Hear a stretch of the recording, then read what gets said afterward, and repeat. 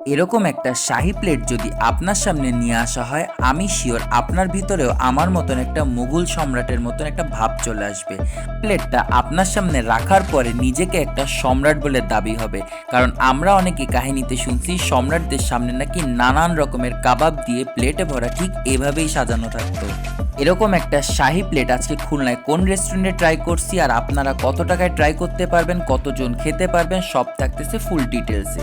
Hello guys, আসসালামু আলাইকুম। আজকে আমি চলে আসছিলাম স্টার কাবাব অ্যান্ড রেস্টুরেন্টে। এই রেস্টুরেন্টের সব থেকে বেশি আমার পছন্দ হয়েছে ইন্টেরিয়ালটা, কারণ প্রত্যেকটা ওয়ালে বাংলাদেশের একটা ঐতিহ্যকে তারা তুলে ধরছিল। রেস্টুরেন্টের ডেকোরেশন, বসার জায়গা, ছবি তোলার জায়গা সব কিছু মিলাই ছিল রেস্টুরেন্টটা অনেক বেশি সুন্দর। একটা চাইনিজ রেস্টুরেন্টের পরিবেশ যেরকম হওয়া উচিত, এই রেস্টুরেন্টের পরিবেশটাও ঠিক সেরকমই ছিল। এবার আসি এদের মেনু কার্ডে। মেনু কার্ডটা খোলার পর তো আমার মাথা গেল ঘুলায়, কারণ এত এত আইটেম এদের মেনু কার্ডে ছিল বলার বাইরে। আপনারা এখানে বাংলা আইটেম বাদ দিয়ে Chinese item, fast food, grill, kebab সব ধরনের আইটেম পেয়ে যাবেন, এমনকি সি ফুডও পেয়ে যাবেন। তো আজকে আমরা এদের মেনু কার্ডটা দেখে এদের একটা নতুন আইটেম ট্রাই করছিলাম, যেটা তারা আমাদেরকে সাজেস্ট করলো। যা কারণ আমরা চারজন ছিলাম, তারা আমাদেরকে বলছিল মিক্সড শাহি কাবাব প্লেটারটা নেওয়ার জন্য, যেটার প্রাইস ছিল 1180 টাকা।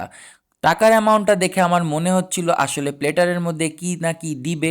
এরপরে যখন তারা আমাদের সামনে থালটা নিয়ে আসলো, আমার তো ভাই পুরাই মাথাটা নষ্ট হয়ে গেল। থালটা খোলার পরে ফয়েল পেপারটা সরানোর পরে এত সুন্দর একটা কয়লার কাবাবের যে মিক্সড ছিল, এত সুন্দর একটা স্মেল আসতেছিল বলার বাইরে। আর প্লেটারটা দেখে তো মন পুরা জোড়ায় যাচ্ছিল। ওই যে বললাম, নিজেকে কেন জানি মনে হচ্ছিল একটা মুঘল সম্রাটের নবাব সাহেব।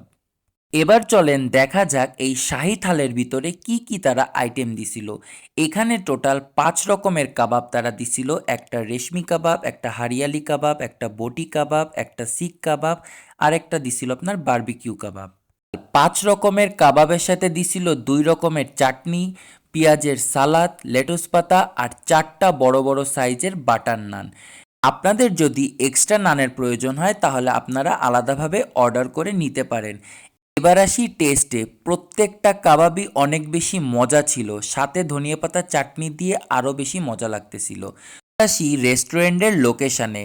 খুলনা 7 রাস্তা বা রয়্যালের মোড়ের ঠিক মাঝখানে গ্রিন লাইন কাউন্টার অথবা এনা কাউন্টার আপনারা সবাই চেনেন। কাউন্টারের ঠিক 2 তলায় আপনারা আসলে এখানে দেখতে পারবেন বড় করে লেখা আছে স্টার কাবাব অ্যান্ড রেস্টুরেন্ট। সিঁড়ি থেকে উঠেই তাদের রেস্টুরেন্টটা।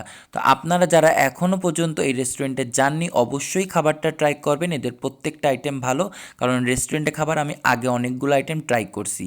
তো আজকের ভিডিও এ পর্যন্তই ছিল। আর খুলনার নতুন নতুন খাবারের আপডেট পেতে হলে পেজে ফলো দিয়ে রাখেন। আল্লাহ হাফেজ।